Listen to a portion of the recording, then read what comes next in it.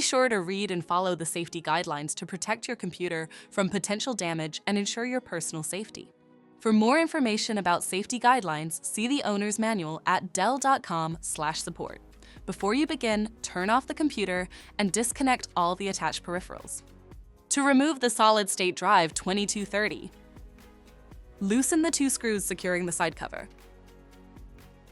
Slide the side cover towards the rear of the computer and lift. Identify the solid-state drive. Loosen the screw securing it. Remove the drive from the system. To reinstall the solid-state drive 2230, place it back in the system. Tighten the screw. Slide the side cover to install it. Secure the side cover with the 2 screws.